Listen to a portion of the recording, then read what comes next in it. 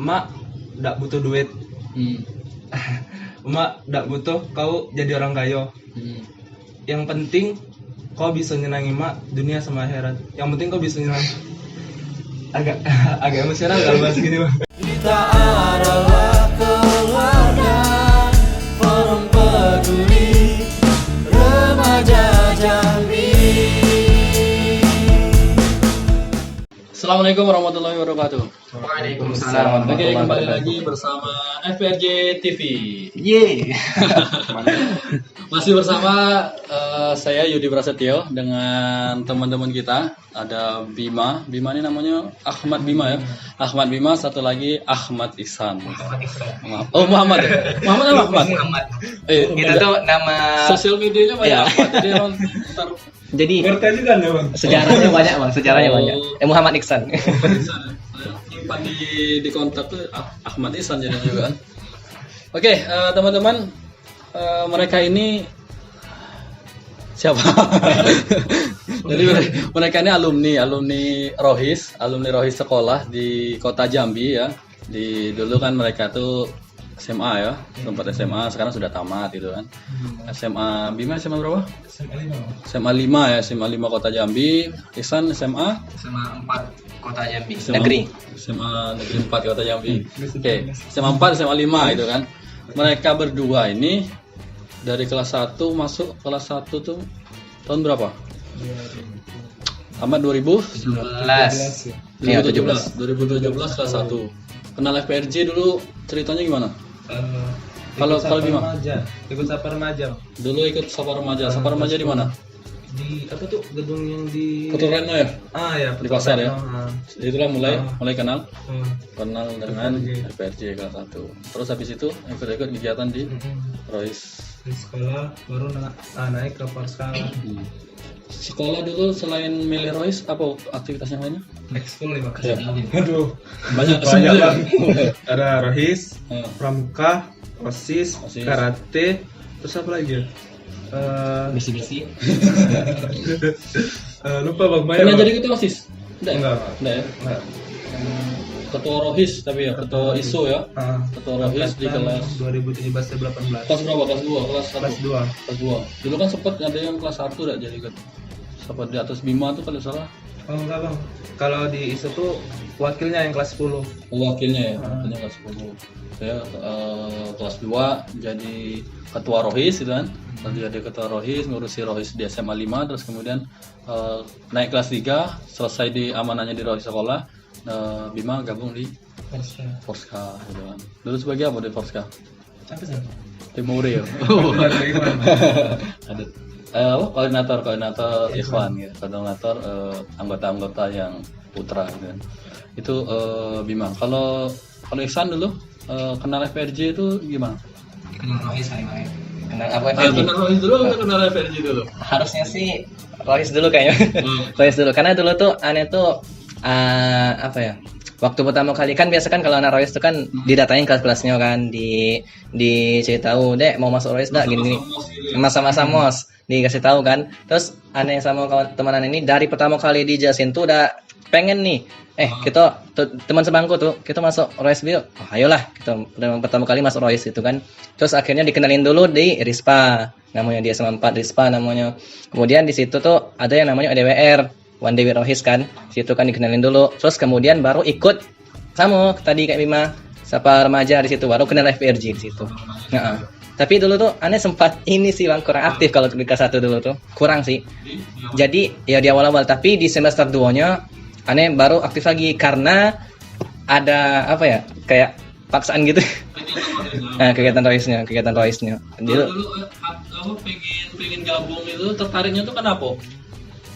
Maksudnya ini sudah masuk anak-anak Risma masuk ke kelasnya Ihsan gitu. Langsung tertarik itu. Apa itu? Nggak tahu karena panggilan alam lah. pengen gabung Rohis lah gitu. Terus siapa yang promosikan? Kenal? Dulu tuh Bang Bom sama namanya Bang Bom sama Bang Rahmat. Iya Bang Rahmat. Angkatannya Bang Revi. Masuk ke kelas kami waktu itu. Ayo angkatan TT. Mega Jaitasari.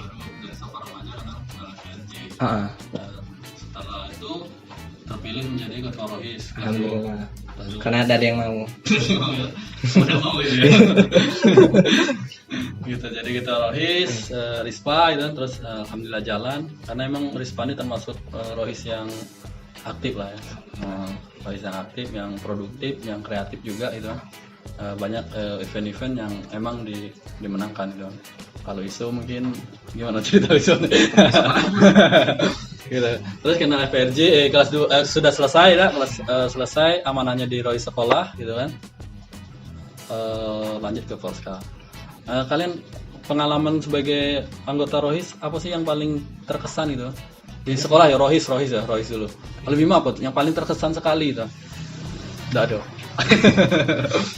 Apa ya bang? Kalau di Rohis tuh di ISO ya terutama kami yang paling terkesan sampai sekarang tuh bagaimana uhuah atau kekeluargaan yang kita jalan itu memang benar-benar udah kayak mana ibaratnya udah keluarga kedua bagi kita gitu loh.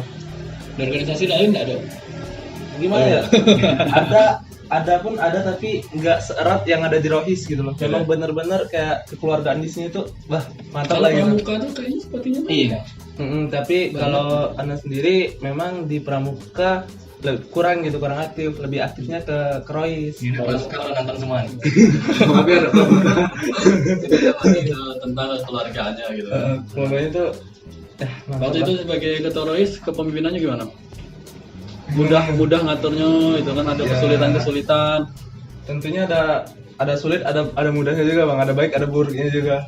Ya sebagai pemimpin intinya kita harus sabar gitu loh menghadapi kan karakteristik anggota kita kan beda-beda, ada yang pengennya gini, ada pengennya gini, kita nggak bisa menyesuaikan semuanya gitu kan.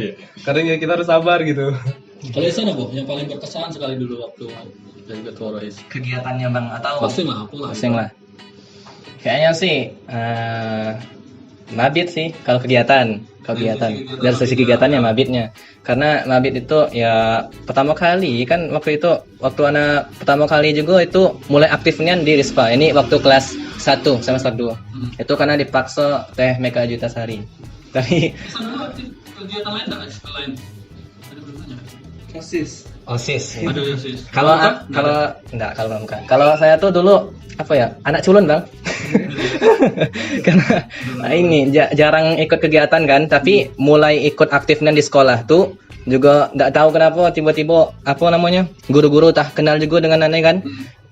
Dari Rispa tuh nian. Artinya ya karena dipaksa tadi akhirnya kemudian ya saya belajar di situ kan dalam Rispa ini. Dan yang paling berkesan tuh adalah dari segi keilmuannya, dari segi mendewasakan diri, mengambil sikap dalam mengatur, mengambil sikap dalam berperilaku gitulah. Dan karena Rohis juga saya kemudian lebih dekat kepada yang namanya Islam, karena kan rohani Islamnya. Kalau dibilang kan katanya kan dulu kalau anak-anak masa-masanya mencari jati diri, bisa nggak misalnya jati diri kalian itu ketemu dikarenakan di Rohis gitu? Kalian gimana? Kalau saya definitely yes. Iya banget gitu. Baru ketemu maksudnya jati diri misalnya, ternyata kita harus kayak gini. Kedepannya memang ini menjadi fondasi. Oh kita harus gini jalannya gini, kita sudah punya fondasi. Kalau saya pribadi kayak gitu bang. Kalau Bima? Iya benar banget bang. Karena memang dulu tuh nakal. Gimana ya? Kalau dibilang nakal tuh nggak, cuman Ana dulu tuh orangnya kayak nih kawannya kayak gini, oh ayo, orang ini kayak gini, oh ayo. Gitu. Tapi ketika anak udah masuk ke Rohis nih, akhirnya udah kayak bisa bedain lah, ini tuh hak, ini batil, ini yang harus ditinggalin, ini harus dikerjakan. Jadi itu memang udah, oh berarti gini jati diri seorang Islam yang sebenarnya gitu loh. Jatinya apa? Kalau Bima kan tinggalnya di mana? Daerah Texasnya Jambi gitu kan. Secara lingkungan kan karena emang yang membentuk. Apalagi anak-anak SD, SMP itu kan rawan itu kan.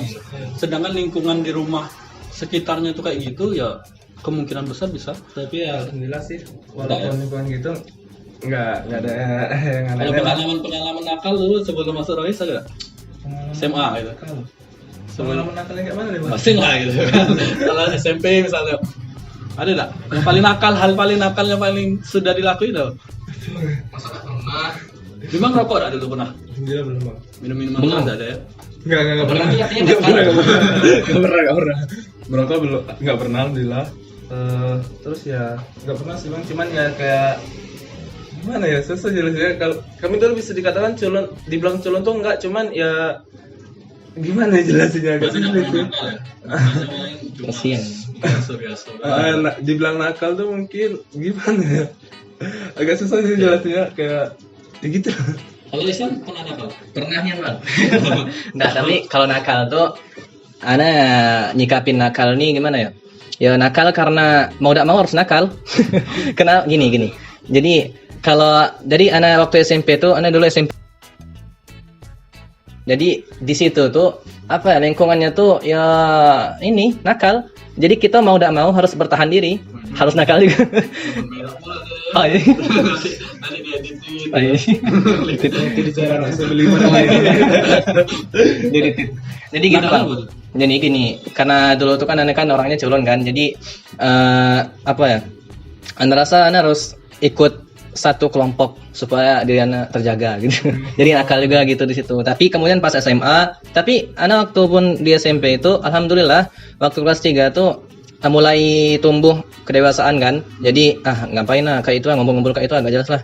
Mulai fokus belajar kan. Alhamdulillah dari semua 3 tahun di SMP itu tidak pernah turun dari, ini semoga ini bukan sombong ya, nggak pernah turun dari peringkat 5 besar. Alhamdulillah. Ya, akademik. Walaupun kayak gitu. Dan pas SMA ketemu Rohis, alhamdulillah. Kayak gitu. Biasanya kalau tinggal SMP, SMA itu hal paling nakal yang paling lakuin itu paling pas puncak-puncaknya itu biasanya kelas 2 kan. 2 SMP, 2 SMA itu anak-anak tuh pasti nakal-nakalnya di situ. Kalau kelas 1 mungkin dia masih beradaptasi. Kalau kelas 3 dia baru mikir, ya. Kita mau tamat gitu. Terancam nanti gitu. Oke, itu cerita masa lalu tentang Ihsan dan Bima ketika masa SMA-nya, dan dia kenal dengan Rohis, dia kenal dengan FPRJ, dia kenal dengan Forska gitu kan. Bahkan mereka yang mengurusi Forska. Kalau Forska pengalaman yang paling mengasihkan apa nih? Banyak. Terutama tidur di sekre. Itu pas main apa deh? Itu banyak bang. Jadi setiap mungkin setiap kegiatan sih. Iya mungkin bisa jadi bang, setiap kegiatan. Salah satunya tuh yang paling ingat tuh waktu malam mau nyambut Asiteru waktu itu di hutan pinus. Jadi kan waktu itu dengan teman-teman yang lainnya kan sempat tidur sama Rawi sama Agung dengan teman-teman yang lain lah gitu kan. Sempat tidur di sekre, kemudian untuk nyiapin semuanya itu. Pokoknya itulah tadi, kekeluargaan itu. Juga gimana cara mendewasakan diri, gimana caranya untuk berkreatif, gimana caranya untuk inovatif, gitulah. Tantangannya ada kan, kalau Ihsan kan sebagai ketua, dulu kan kalau Rohis sekolah, Rispa, ya hanya lingkungan situ gitu kan. Ya teman-temannya segitu. Kalau di Forska kan teman-temannya lebih beda sekolah. Apa sih tantangan dari situ coba dulu tuh? Kalau tantangan sendiri sih pasti ada, benar kata Bang Yudi tadi. Jadi tantangannya ya itu tadi, kita harus jangan pilih kasih gitu. Karena sempat juga waktu itu adik kelas sana itu sempat inilah, karena abang nih dulu kan ketua Rispa gini-gini lah ke Rispa gitu. Harus dipandang-pandang gitu. Karena kan banyak gitu kan secara meluas lagi gitu. Dan itu juga yang saya iniin bang, yang anak minta juga ke teman-teman semua gitu. Nah, jadi jangan sampai kita tuh cuman terpaku di satu Royce itu aja gitu. Udah kan udah banyak tuh gitu kan. Dia harus semua itu terlingkup gitu nah. Susah. Susah nian lah. Tapi justru dari susah itu nanti akrab gitu. Dari susah itu kemudian kan akrab kemudian. Alhamdulillah, tapi dipermudah alhamdulillah. Karena saling kenal, karena sebelum kan udah di Rohis kan. Jadi udah alhamdulillah ya udah dewasa lah pemikirannya gitu, alhamdulillah. Dominan supaya emang teman-teman yang lainnya itu ya bisa mengikuti gitu kan. Seorang pemimpin itu emang harus ada terus gitu kan. Misalnya hadir di chatan grup misalnya, itu penting loh kadang-kadang gitu kan. Ini ketuanya males nih gitu kan, cuma nengok cuma lihat Karena itu karena nggak ada kerjaan juga sih bang. Jadi enak gitu kan, jadi selalu hadir, selalu ada. Jadi anggota-anggota itu emang ya, ini punya ketua ini, akhirnya mereka merasa nyaman gitu. Kalau Bima dulu di Forska apa hal yang paling apalah gitu kan? Itu bang, pas momen pelantikan berenang di apa tuh, itu ada sempat panik loh begitu. Soalnya waktu itu Udah pingsan ya? bukan, anda gak bapakin kan? Baru berantem lagi kan? Iya sempat panik waktu itu bang. Cuma alhamdulillah ada kayak apalah begitu, pokoknya ada sesuatu yang bisa dipakai gitu. Soalnya kan kita berendam di apa got lah namanya gitu ya. Iya, Kali sungai kecil gitu kan kotor. Segini loh. Mana enggak baju yang enggak bawa. Ada jaket kan, untung bisa dipakai jaket. Ya, itu mungkin banyak pengalaman yang indah, yang asik gitu kan. Angkatan kalian namanya apa? Al-Fatih ya. Al-Fatih Forska itu. Oke, buat teman-teman Al-Fatih ya, tetap jaga kekompakan lah, tetap silaturahmi gitu. Oke, setelah tamatnya nggak pakai online ya. Tamat ujian. Alhamdulillah. Memang ujian ya. Ijazah kami tidak secara PDF. Maaf ya. Bukan karena virus. Alhamdulillah. Ikut ujian, ikut perpisahan, gitu kan. Perpisahan ada pakai jas kan. Foto bareng ada gitu kan. Ini jangan dimaafkan. Ada teman kita kan yang Iya. tiba-tiba sudah tamat gitu. Sudah lulus. Dan lagi tidur bang lulus bang. Entahlah. Ada satu sisi diuntungkan, ada satu sisi momen yang terlewatkan gitu. Ya itu.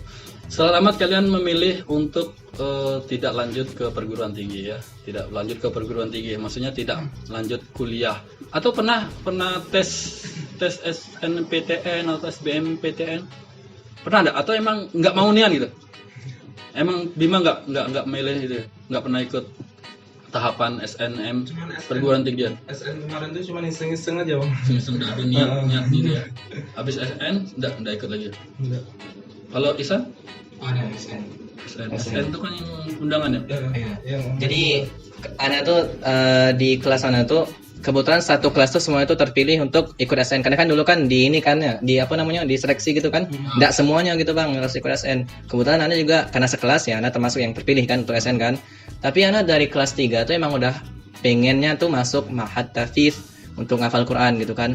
Terus kemudian teman-teman anak yang di luar kelas sana itu yang nggak dapat SN ini marah gitu, karena anak yang dapat SN kok malah dibuang sia-siakan gitu kan. Anak jadinya milih pilihan tertinggi. Dia ada lulus. Jurusan apa ya? UI, jurusannya apa ya? Kedokteran. Pokoknya yang di luar narar lah. Narar gitu. Tidak lulus. Lagi. Tapi waktu itu bang, ada kisah yang mungkin aneh jadiin pelajaran untuk aneh kan. Jadi waktu itu Anda sempat bimbang, mungkin Bima juga ngerasain kan, karena kita kan satu kelas, bayangin lah bang, gimana teman kita tuh mau masuk universitas negeri semua nih, kita enggak gitu kan, kita pasti ada ininya kan, pengen juga gitu kan. Terus akhirnya Ana coba mikir-mikir, kenapa ada UIN. Nah, Ana coba cari-cari di BK, tanya-tanya konsultasi, kemudian dikasih lah ini nomor apa namanya tuh, nomor pendaftaran UIN gitu. Terus Ana mau simpan nomornya, kemudian disuruh buka link untuk daftar diri di situ di UIN ini. Pas Ana mau daftar nih di rumah, terus pas Ana cek di tas, nyari nomor yang ini nih, nomor masuk untuk daftar diri ke UIN ini hilang gitu nah. Terus Ana coba hubungin guru BK Ana kan, nanya, Bu, masih ada nggak nomor Ana yang ibu simpan? Aduh San, itu udah yang paling terakhir, udah ada yang udah ibu print gitu nah. Aduh, udah di situ saya udah mungkin emang bukan jalan saya berarti gitu. UIN Ma'had Tahfiz.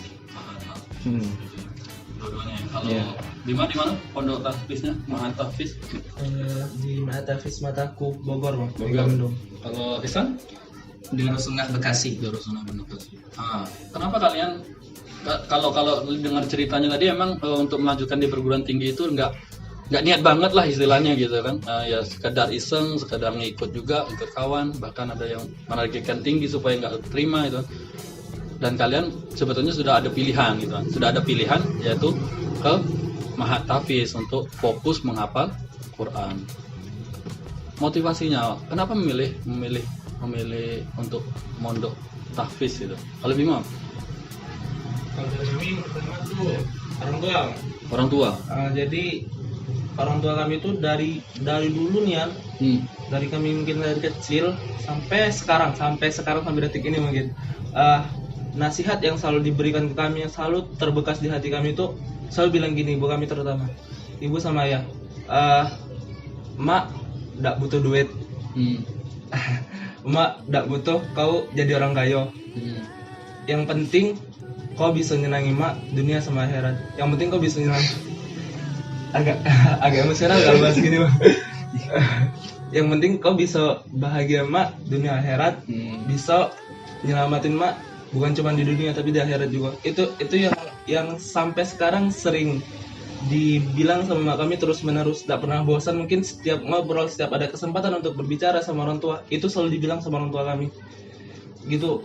Yang pertama tentang orang tua tadi, terus ya, anak terakhir kami Pak. Nah, terlihat dari berapa saudara? 3. Terus yang kedua? Nah ini mungkin ya karena tadinya orang tua kan, karena kita juga salah satu janji terbesar seorang habis Quran kan bakal memberikan syafaat kepada orang terdekat dan bakal memberikan jubah dan mahkota kebanggaan untuk orang tua. Terus juga ya kan bagaimanapun kita, tujuan akhir kita kan tetap akhirat. Jadi ya itu, karena kita ingin mencoba bagaimana caranya kita sukses di dunia, kita juga berhasil di akhirat gitu loh. Kita juga selamat di akhirat. Makanya saya memilih untuk ada di Ma'had Tahfiz. Gitu. Gitu, bisa motivasi. Kalau Ihsan?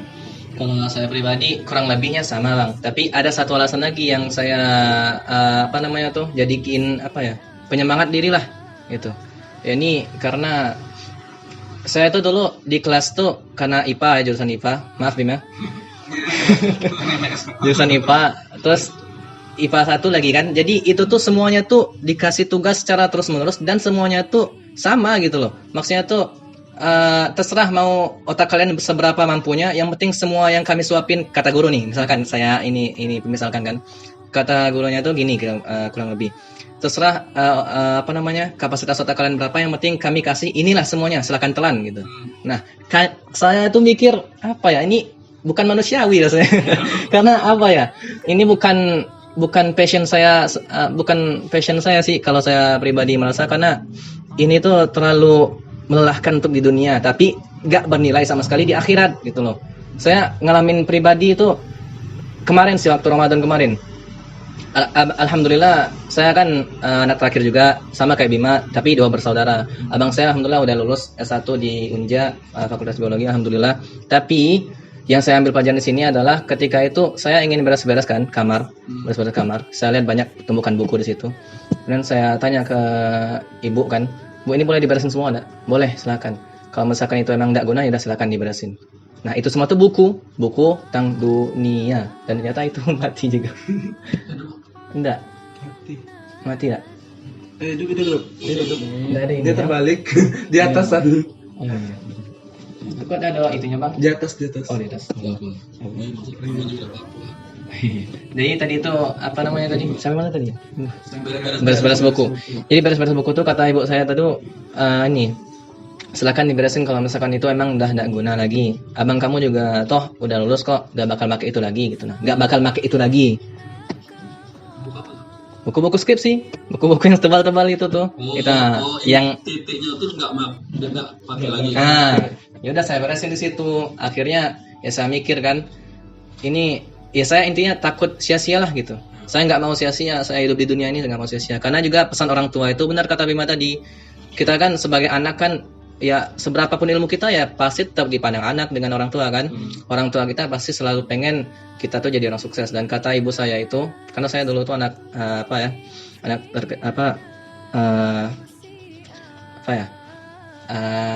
ayah saya kan udah lama meninggal gitu nah. Jadi ibu saya yang selalu nasihat saya gitu. Pesan yang sangat saya ingat itu adalah kamu itu harus jadi orang. Cuman itu, kamu harus jadi orang, titik. Gitu. Akhirnya saya cari orang ini gimana. Terus saya definisikan orang adalah yang bisa bermanfaat untuk orang banyak dan bernilai harganya, baik di dunia maupun di akhirat. Gitu. Makanya mau yaudah hafal Quran. Nah, orang. Kayaknya itu motivasi awal lah kenapa memilih ke pondok tahfiz daripada ke perguruan tinggi gitu. Kalau cerita tentang kehidupan pondok itu gimana? Sudah mondok sudah jalan berapa nih? Kalau sekarang udah masuk 1 tahun kan? 1 tahun. Iya sama. 1 tahun. Coba bisa diceritain nggak kehidupan di pondok itu kayak mana sih? Sama dulu, Ihsan dulu. Jadi kalau sebenarnya pondok pesantren, ya pastinya menetap kan Bang, mukim gitu, mukim di situ kan. Nah, jadi di situ tuh ya itu tadi saya pertama mungkin saya ceritain dulu kenapa saya milih untuk keluar dari Jambi. Kenapa nggak di Jambi aja kan? Nah, jadi saya milih untuk keluar dari Jambi itu adalah karena saya ingin melihat orang-orang yang lebih baik dari saya. Gitu. Untuk memperbaiki diri juga kan, gitu kan. Bukan maksudnya kita itu udah lebih baik, tapi ya itu tadi kita harus terus-menerus setiap harinya itu belajar gitu loh. Nah, jadi kemudian saya pilih di Bekasi, Darussunnah, klik, alhamdulillah tes lulus dan alhamdulillah dipermudah oleh Allah gitu. Kan tadi kan saya cerita kan. Hah? Itu tadi beda. Jadi kalau tadi kan saya mau ke UIN nih, tapi ternyata digagalin sama Allah. Hilang kan nomornya hilang. Terus kemudian alhamdulillah kalau di Darussunnah ini pun punya cerita unik, Bang. Cerita uniknya itu gimana? Karena saya di awal tuh nggak tahu sama sekali Darussunnah ini. Tapi kemudian diceritakan oleh teman sekelas saya, ternyata ada juga yang mau masuk pondok pesantren. Nah, gitu kan. Terus saya kasih tahu, "Kau mau masuk ini dak? Darussunnah. Ini bagus loh, 30 juz bersanad 1 tahun." Katanya gitu kan. Nah, gitu. Ya udah saya tes di situ. Alhamdulillah terus ketemu lagi dengan teman satu daerah, satu kota Jambi yang mau ke Darussunnah juga. Saya sebelumnya tuh mikir nih gimana ya? Saya kan sendirian, belum pernah rantau sendirian juga kan.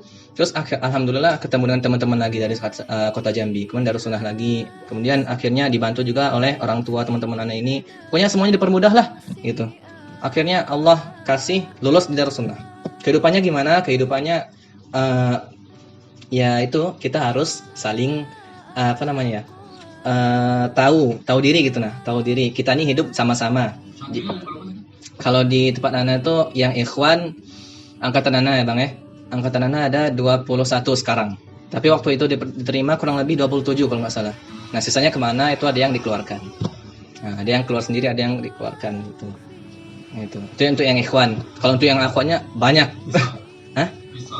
Pisah. Lebih banyak dipisahin tempatnya, gedungnya dipisahin. Jadi itu tadi tidur lagi ya, jadi kita kan seperti yang saya katakan tadi, kita harus paham bahwa kita itu datang jauh-jauh dari pulau lain kan, karena kan Bekasi kan Pulau Jawa. Tuh, jadi di situ tuh saya berniat untuk belajar dan dikasihlah kemudian jadwal kegiatannya. Sebenarnya kalau misalkan kita pikir itu membosankan sebenarnya, tapi karena kita udah niat ingin ngafal Quran, ingin 30 juz, mungkin muttaqin, insyaallah, amin lah. Gitu. Terus akhirnya ya udah jalan. Kenapa saya katakan membosankan? Karena sama tiap harinya tuh dari jam kita tuh harus bangun. Nah ini kita tuh harus bangun minimal ya 1 jam sebelum subuh lah. 1 jam sebelum subuh itu udah siap-siap untuk subuh, sekitar jam 3 atau jam setengah 4. Kalau sekarang kan jam 4 ya, jam 4 kan udah mau subuh kan, ya udah mau subuh lah kan, jadi harus bangun. Terus di situ tuh nggak ada program rutin untuk tahajud, nggak ada, tapi harus dilaksanakan oleh santrinya gitu loh. Jadi harus ya sendiri-sendiri. Dari jam 2 itu bangun kemudian cari hafalan, murojaah murojaah, kemudian sambil nunggu subuh. Kemudian sholat subuh berjamaah seperti biasa. Nah, setiap sholat subuh berjamaah, setelah sehabis sholat subuh berjamaah, itu ada yang namanya tahsin, memperbaiki bacaan Al-Quran, itu kan. Terus kemudian barulah selesai jam 6 halakoh setoran. Itu ada dua kali. Kalau di Ma'had Ani itu ada 2 kali, pagi dan malam, yakni jam 9 sama jam 6 ba'da maghrib untuk setoran. Kalau untuk murojaah sendiri itu setiap hari 24 jam itu adalah waktu untuk murojaah. Nah, jadi dibebasin karena kan kita kan semua yang udah masuk Darussunnah itu adalah angkatan kami itu ya lulusan SMA, lulusan pesantren yang maksudnya itu setingkat sederajat SMA lah gitu. Nah, makanya dikatakan mahasantri gitu. Jadi lebih kepada pribadi masing-masing gitu. Nah, antum mau serius, antum laksanakan. Terus ya dari pagi sampai harus murojaah. Kegiatannya lain nggak ada yang program dari pondok tuh? Kalau programnya Bang itu ada setiap hari Ahad. Enggak sih, Sabtu Ahad. Karena Sabtu Ahad nih libur. Libur Sabtu Ahad libur. Berarti Senin sampai Jumat ya pokoknya aktivitas seperti itu gitu. Murojaah hafalan. Dengan Target. target-targetan seperti itu. Kalau Bima kurang lebih mungkin sama lah, tapi ada yang beda mungkin. Kalau di pondok kami sih kurang lebih sama mungkin. Tapi kalau di pondok kami itu seleksinya lebih ketat lagi. Maksudnya seleksi ketika kita udah di sana. Ketika kita udah sana, ketika kita ingin bertahan di sana tuh seleksinya lebih ketat lagi. Jadi kalau tadi kan di Marisan kan ada 27 pertamanya ya. Sisa 27, sisa 21. Nah, kalau di Pondok Ana tuh awalnya tuh mungkin kalau ditotalin sekitar 24 sampai 25 orang. Dan sampai detik terakhir Ana pulang itu yang tersisa tinggal sekitar 13 sampai 14 orang atau 12 orang. Setengah lebih hampir. Dan sekarang kan ada yang masih di sana kan karena nggak bisa pulang karena Covid kan. Itu ada sekitar 3 orang di sana sekarang. Itu memang dari awal tuh Ustadz di sana tuh selalu bilang, kalau kalian pengen di sini, kalian harus serius, kalian harus mantepin hati kalian, karena ya ibaratnya di sana nggak ada paksaan sama sekali. Kalian datang ke sini tanpa diminta, kalian datang tanpa diundang. Kalian sendiri yang ingin ke sini, kalian sendiri yang ingin berjuang untuk Al-Quran, maka seriuskan diri kalian. Karena ada kalau kata Ustadz di sana tuh di sini ada 2 seleksi. Pertama seleksi dari Ustadz, kedua seleksi apa ya, mungkin bahasanya seleksi alam gitu. Ada yang keluar dengan sendirinya, ada yang dikeluarin. Yang dikeluarin pun banyak. Mungkin ini di luar angkatan Ana ya. Kalau di luar angkatan Ana tuh maksudnya yang SMP kan, kalau kita tuh ada program SMP, SMA, Mahasantri. Kalau program Mahasantrinya sih alhamdulillah nggak ada yang dikeluarin, tapi banyak yang keluar sendiri gitu. Kalau yang SMP, SMA-nya tuh juga ada tuh beberapa orang yang dikeluarin karena berbagai macam masalah gitu kan. Nggak betah mungkin di sana. Kalau keluar sendiri mungkin ada kurang lebih tahu lah alasannya. Kalau dikeluarkannya apa ya? Kenapa berbagai macam masalah gitu. Misalnya kayak ketahuan, misalnya ketahuan merokok misalnya di pondok, terus berkelahi, buat keributan gitu. Akhirnya kan kalau di pondok tuh pakai sistem poin. Jadi ketika kita udah 100 poin, kita dapat surat peringatan 1 kalau di Pondok Ana. Ketika udah 200 poin, kita dapat surat peringatan 2. Ketika udah 300 poin, surat peringatan 3 plus surat keluar. Gitu. Terus kalau kegiatan sehari-hari sih, ini ada sesuatu yang menampar banget di hati Ana. Ketika sebelum Ana masuk pondok. Dulu mungkin kalau nggak salah pas kelas 1 atau kelas 2 baru masuk. Karena waktu itu Ana pernah sholat di suatu masjid di Jambi lah masih. Sholat Jumat. Selesai sholat Jumat kan hujan tuh. Hujan, jadi Ana duduk dulu di dalam masjid. Duduk, terus ternyata itu tuh Mahatafiz. Ana sholat di tempat kayak Mahatafiz juga gitu kan, pondok juga. Ana lihat di sekeliling orang pada ngaji, pada ngapal semua. Ini mohon maaf ya, mungkin dari sini mulai hidayah tuh datang ke Ana. Mungkin awalnya Ana mikir, ini ngapain sih? Kok boring banget ya gitu. Kok pemuda kayak gini sih? Ngapain sih? Apa sih anaknya? Gak ada seru-serunya, gak bisa main HP. Tapi gak tahu, mungkin dari situ hidayah Ana dapat untuk masuk ke Mahatafiz. Tapi lambat laun Ana kayak ya searching kan gitu, lihat-lihat Instagram, oh gini ya kalau jadi hafiz Quran, gini ya kalau kita hafiz, gini ya kalau kita bisa aswad. Ya akhirnya di situ Ana mikir, apa yang Ana lakuin kemarin itu jadi tamparan bagaimana caranya Ana harus bisa memutarbalikkan apa yang dulu pernah Ana bicarakan. Ana harus bisa ya intinya apa yang dulu pernah Ana katakan bahwa itu sebuah kesalahan besar dan Ana harus bisa Ana lakukan gitu loh. Harus bisa Ana menjadi apa yang dulu pernah Ana lecehkan gitu. Itu mungkin sampai sekarang tuh masih membekas, kenapa dulu Ana sampai bisa berbicara seperti itu. Akhirnya hidayah datang dari situ. Jadi intinya kehidupan di Mahat itu ya kalau dari sisi duniawinya emang monoton lah gitu ya, membosankan gitu kan.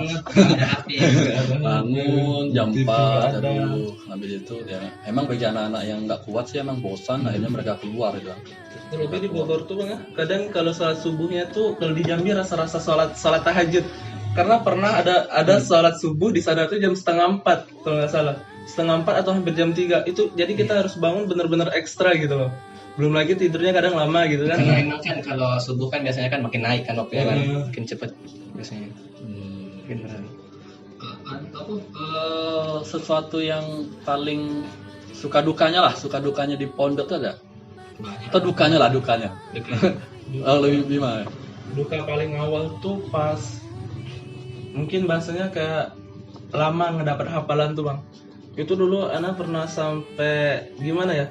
ini kok seharian nggak dapat akhirnya masuk ke WC nangis mukul-mukul tembok gitu, kenapa, apa salahnya nih, akhirnya kan curhat ke ustadznya, curhat, Tad ini kenapa kok nggak dapat hafalannya. Yang paling pertama tuh ustadznya bilang lurusin dulu niat, niatin karena memang untuk mencari ridho Allah, menggapai ridho Allah pertama. Terus juga yang kedua yang paling penting itu tinggalin maksiat sekecil apapun. Ya akhirnya mulailah dari situ kan mencoba lagi. Pokoknya ya kalau yang paling duka sih ya memang ketika hafalan tuh sulit masuk ke dalam pikiran, ke dalam hati kita gitu loh. Yang lebih mengerikan lagi itu bukan sulit masuk ke otak tapi sulit masuk ke hati. Karena sebanyak apapun hafalan kita, kalau hafalan tuh nggak masuk ke hati kita, dia nggak bakal pernah bisa ngerubah hidup kita. Gitu. Kalau Ihsan? Kalau duka dulu Bang ya. Duka dulu. Jadi kalau duka itu karena mungkin sama kayak Bima kali ya. Karena kita berdua kan dari negeri gitu nah. Ya notabene negeri ya gimana lah kan cewek ya roknya ya spam. Spam. Yang ketat-ketat gitu lah Bang. Nah, jadi susah bagi kami yang cowok-cowok untuk ya kita nggak mau munafik lah kan. susah untuk menjaga pandangan gitu nah. Susah untuk menjaga pandangan. Nah, akhirnya kemudian dari situlah mungkin saya berpikiran itu mungkin gara-gara itu kali, karena kan saya kan sebelumnya belum pernah mulai ngafal. Kok pas pertama kali ngafal dan coba setoran itu susah banget dapatnya. Itu tadi mungkin ya pernah sampai seharian gitu, dari pagi sampai sore tidak ada dapat. Tidak ada hafalan. Susah betul. Satu halaman pun. Sama, saya pernah ngerasain itu. Itu Kalau jadi target kalian berapa saat hari itu ditargetkan? target. Kalau saya pribadi di Mahad itu target aslinya itu satu kali setoran tuh 1 lembar. Karena 2 kali berarti 2 lembar. Benar. Karena tapi kalau misalkan ya karena masih yang belum terbiasa ngafal kan, yang bukan sebelumnya itu latar belakangnya di pondok, masih noob, nggak apa-apa setengah lembar, artinya 1 halaman, nggak masalah. Iya. Sangat sulit. Terbiasa. Tapi Bang, ternyata dari situ benar tadi saya alhamdulillah dapat ustadznya tuh benar-benar perhatian, benar-benar baik, benar-benar walaupun ya namanya juga guru kan, guru itu pasti maunya tuh yang terbaik untuk muridnya gitu nah. Karena muridnya sukses artinya guru juga sukses dong gitu. Nah, jadi saya dapat banyak sekali pelajaran dari guru saya, kemudian dikatakan kamu coba berbenah diri gini sama kurang lebih kayak Bima. Kemudian akhirnya apa? Saat ini di belakang-belakangan ini alhamdulillah kalau sebelumnya itu seharian nggak ada dapat, alhamdulillah sekarang itu kurang lebih berapa ya? Ya 5 menit tuh udah dapat 1 halaman. 10 menit lah. Kalau untuk ngelancarin 1 halaman ya, untuk ngelancarin kurang lebih ya 30 menit. 30 menit 1 jam insyaallah 1 lembar dapat. Lebih cepat lagi. Dikasih oleh Allah. Alhamdulillah. Mungkin karena semuanya butuh pembiasaan juga Iya, gitu kan. Habits gitu. Sama halnya ketika kita punya suatu hobi kan, sebelumnya kita belum hobi dengan hal itu misalnya. Terus kita mencoba, mungkin pertama pasti bakal sulit gitu kan. Tapi kalau kita udah biasa gitu kan pasti nanti enak sendiri gitu loh. Kurang lebih sama sih. Kalau duka sisi lainnya ada nggak? Makan gimana makan? Mungkin kalau duka tidur kurang ya. Kalau malam tidurnya jam berapa? Kalau bangunnya jelas jam 1 jam sebelum subuh. Kalau tidurnya saya pribadi itu tergantung sih Bang. Kalau misalkan semangat mau murojaah itu karena kan saya kan dulu kalau di pondok tuh saya ini termasuk yang lama lah gitu mutkinnya. Lama untuk mutkin. Artinya tuh lancarnya tuh lama gitu. Harus banyak kali diulang-ulang. Jadi kadang kalau misalkan saya itu rajin banget gitu kan di Mahad tuh kadang saya jam 12 baru mau tidur. Saya pokoknya tekatin ke diri saya nggak bakal tidur sebelum saya sudah selesai murojaah.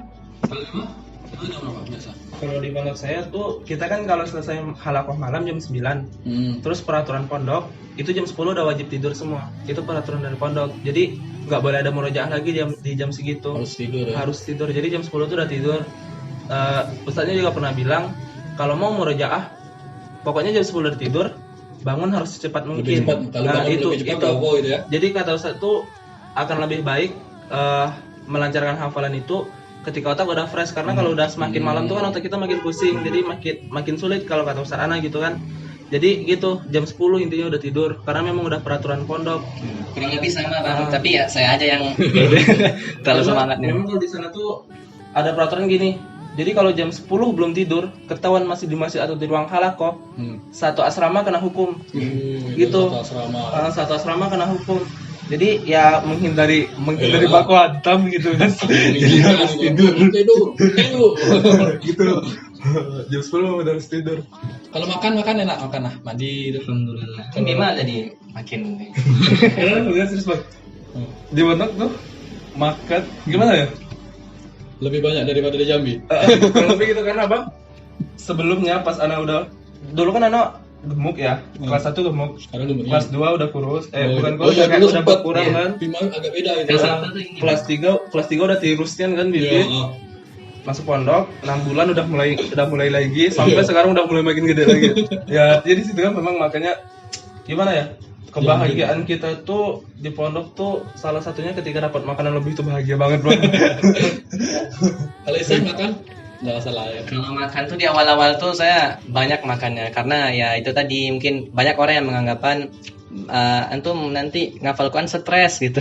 Nah mungkin gara-gara itu saya banyak makan di awal kan. Terus kemudian akhir-akhir kemudian setelah agak enak ngafalnya agak cepat gitu kan. Akhirnya ya saya kontrol makannya gitu. Jadi nggak sampai gemuk lah gitu nah. Ya saya juga nggak mau karena kata guru saya itu antum jangan terlalu banyak makan gitu nah. Karena saya baca buku juga tuh dikatakan kalau misalkan terlalu banyak makan tuh jadi malas untuk murojaah. Ngantuk gitu segala macam. Itu kalau nggak salah ya. Memang di talim ya kalau nggak salah. Banyak sih. Memang ada 2 yang dulu dibilang sama guru anak tuh kurangin makan. Kalau pengen ngehafal cepat nih ya, kurangin makan, kurangin tidur. Iya. 2 hal itu. Kurangin makan, kurangin tidur. Kalau kita kan kadang-kadang yang di luar kan banyak makan gitu. Banyak tidur.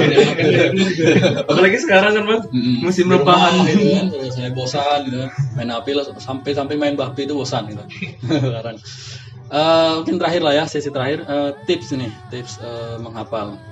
Atau sebelumnya cara-cara kalian menghafal Quran tuh gimana?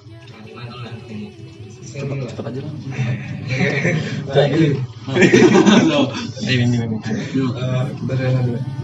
Kalau dari anak sih, yang pertama tadi kayak yang udah dibahas tadi kan.